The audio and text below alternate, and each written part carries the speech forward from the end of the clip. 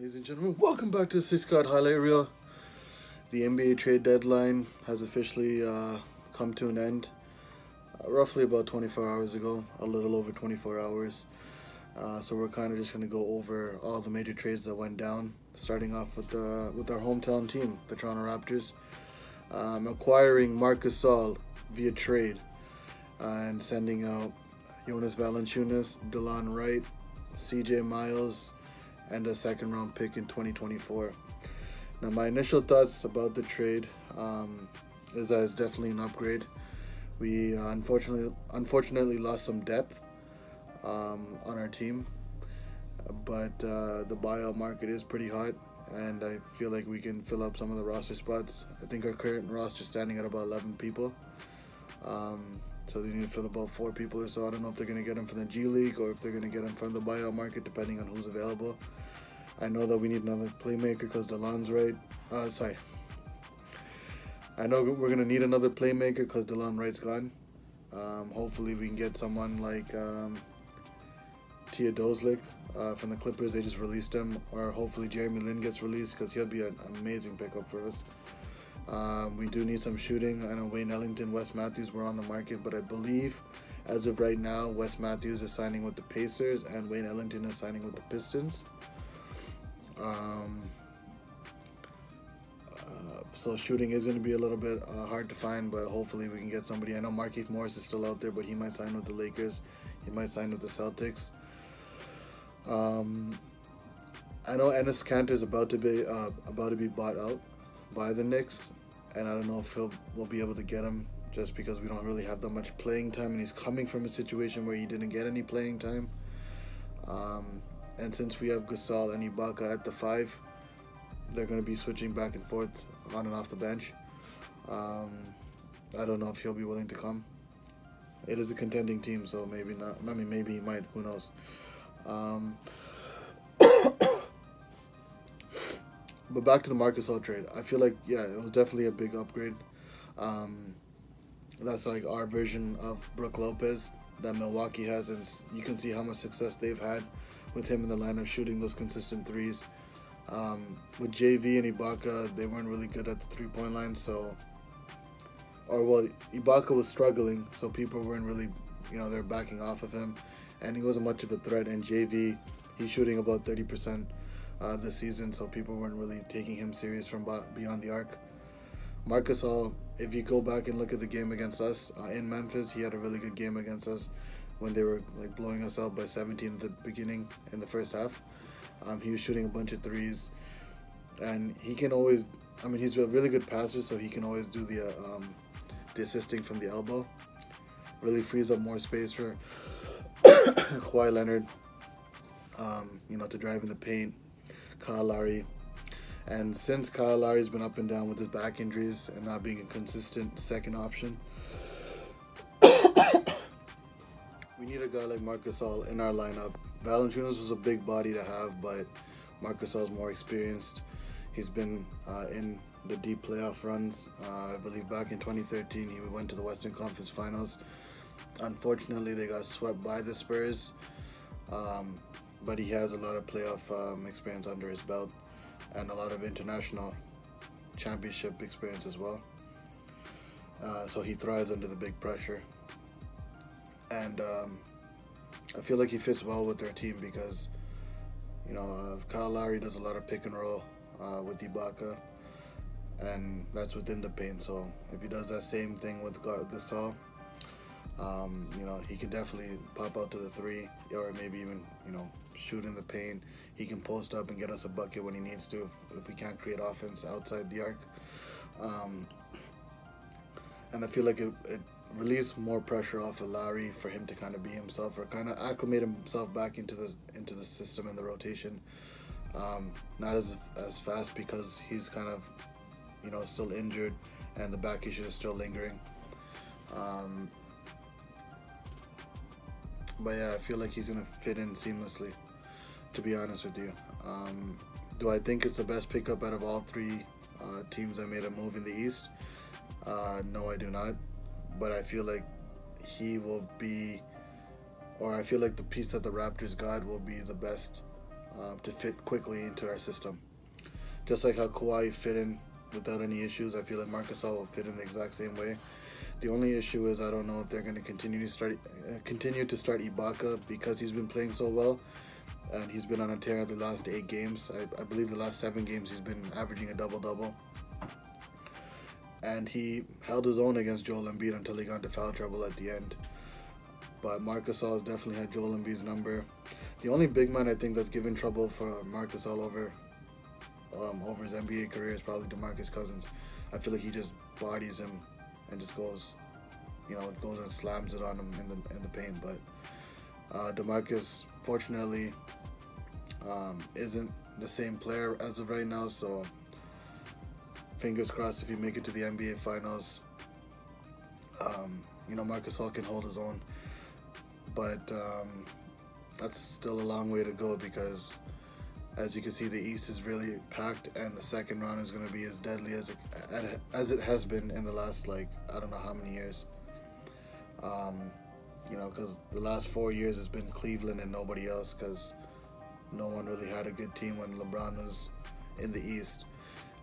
And now, all 4 teams in the East, I'm pretty sure, it's a good thing LeBron took his ass out of the East, because he would have got his ass whooped by one of these 4 teams, 100%. I don't know what kind of garbage he was talking about earlier, saying how the East doesn't have to go through him anymore. His Cleveland team was ass. Would they have made a few trades here and there? I don't know, because they were sitting on a lot of crappy contracts that were hard to move. And after the little incident happened with J.R. Smith over the finals last year, I don't know.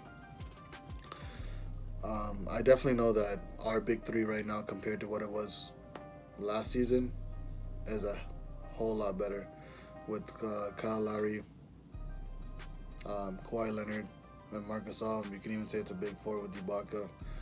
And I feel like we could compete with the best of them. We were going to compete with Golden State before, but I feel like we can do it now, definitely. I just hope that we can get some good pieces off the buyout market. If we can get Jeremy Lin and Enes Kanter in the buyout market, or Jeremy Lin and Markieff Morris, or Teodosic, Markieff Morris, whatever it is. There's a combination of 2 players that can play make and also make shots outside the arc. We definitely can make something happen. It's really close to say, right now, as of today, I can't decide who the best team in the East is. But if I were to choose who's been playing the best consistent basketball, we got to go with Milwaukee, because they beat the Raptors 3 out of 4 times, although all the games are pretty close, except for the one blowout at the beginning of the season when Giannis and Kawhi didn't play. That really didn't show anything because both our main players weren't in the lineup. But if you were to ask me what the pecking order would be right now after the trade deadline, I would still say that it's Milwaukee, Toronto, Boston, and Philly. I feel like Philly has a lot more pieces to put together, because they got Jonathan Simmons, they got Mike Scott, they had Muscala, but they traded him obviously in that trade. So they had Mike Scott, Tobias Harris, Boban, Jonathan Simmons, and James Ennis. So they got 5 more pieces. Their bench definitely got better. Can't say the 3-point shooting got better on the bench side, but definitely did in the starting lineup, because they basically just took out Wilson Chandler and added Tobias Harris at the 4. Don't know how Jimmy Butler's going to react, because he was already complaining about his role on the team as it was with Joel Embiid taking a lot of the shots, and Jimmy Butler's usage rate going down. And with Tobias Harris, who's almost another all-star player, only time will tell. And both Tobias and Jimmy Butler are both free agents coming this offseason. So if Jimmy Butler doesn't like what he sees, he's out of there for sure, 100%. Tobias Harris most likely is going to stay. But who knows? If they do win and do go to the finals and do put up a fight with the Golden State Warriors, I feel like Jimmy Butler will stay based on just the success that they're having, even if he's not getting that many shots. Boston, they didn't make any moves, obviously, because they couldn't trade for Anthony Davis based on the CBA rules because they traded for Kyrie. So until that contract is up, which will be the following summer, they can't trade for him. So they stayed put, and they're still a deadly team. They lost to the Lakers at the buzzer yesterday, but it was a very entertaining game to watch. And yeah, Boston's on the rise. Whether Anthony Davis comes or not, they're still a really good team. Kyrie does look like he might stay, but there's a chance he could go reunite with LeBron or head up to New York. Since there is no more team in New Jersey, New York is kind of like his hometown team. But yeah, the East is looking the most interesting out of... I mean, it's looking more interesting than the Western Conference is, and it's been a long time since you could say something like that. The Western Conference, you know what it is. It's Golden State and everybody else. Golden State is definitely going to be in the conference finals. They got that massive super team that has unlimited weapons. Don't even know how that even happened, but it's ridiculous. And it's annoying, but someone's going to have to take them down eventually. And I feel like this summer, fingers crossed Kevin Durant leaves and DeMarcus leaves so that we have a normal NBA season coming up, because these super teams are just kind of ruining the NBA, especially the one in Golden State. But OKC is another team in the Western Conference that looks really good. They didn't make any trades at the deadline, but I feel like they're the second best team after Golden State. And then there's Houston. San Antonio's always lurking, but they don't really have that much talent. DeRozan's there, Aldridge is there, but I feel like they're a bottom half playoff team, and I don't see any upsets happening there. Lakers didn't make any trades. I don't know if LeBron is going to be able to carry them up to a top 4 seed. They'll definitely make the playoffs, but I don't think they're going to win a round if they play. If they stick to the 8th spot and face Golden State in the first round. With the Clippers making the trade and sending off Tobias Harris, they're falling out of the playoffs. So Lakers definitely have a chance to make it. They got a big win yesterday against Boston, so that's a good start, especially after getting slapped up by 40 in Indiana. And with the trade deadline gone, all the young players aren't really tripping about everything, so everyone will kind of get back together and try to win and make the playoffs for the first time in like 5 years. But let me know what you guys think about all the trades, all the big trades that happened in the deadline. You know, if anyone has anything to say about the Toronto Raptors trade, let me know if you think the trade was worth it for the amount of pieces we gave up, or if you feel like we should just kept what we had and just went for it and taken the run. I really thought that we would have had a chance to get Anthony Davis, because he is in the Western Conference, and if they were going to trade him for something, it would be in the East for sure. I feel like they were just dummying the Lakers, because the Lakers screwed up their whole season basically by putting out the rumors that Anthony Davis wanted to leave, and then Anthony Davis coming out and telling the organization he wants to leave. And I feel like the Pelicans basically were just pretending to throw out offers like they were interested, but they were never interested. They just wanted to screw up the chemistry that was there with the Lakers and the young core, and it worked, because you saw at the end of that game in Indiana, LeBron was sitting at the end of the bench, and there was like 4 spaces between him and the young players, and obviously you could see all the memes that were out there. But that was funny to watch. The tampering became the tamperers, is what they were saying. But if we could get Anthony Davis, we have to give up basically our whole young core too. Probably not as much as what they were asking the Lakers, because that was a stupid price they were asking. They were saying something like, give us the 5 young players you have plus 4 picks, 4 first-round picks and like 4 second-round picks, which is ridiculous. But yeah, if we do get Anthony Davis, or if we have a chance, we have to give up Siakam, OG Anunoby, probably Norman Powell, a bunch of picks, and obviously to match salaries, we'll probably have to give up Ibaka or Marc Gasol, one of the two.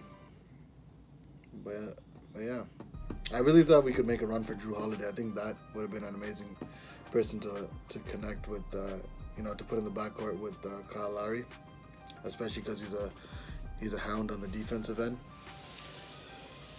Yeah, that's all for now. Let me know what you think about all the trades, like I said before, and give me a thumbs up if you enjoy the video. If you like more content like this, let me know. You know, we're trying to post as much as we can and have these little NBA discussions here and there.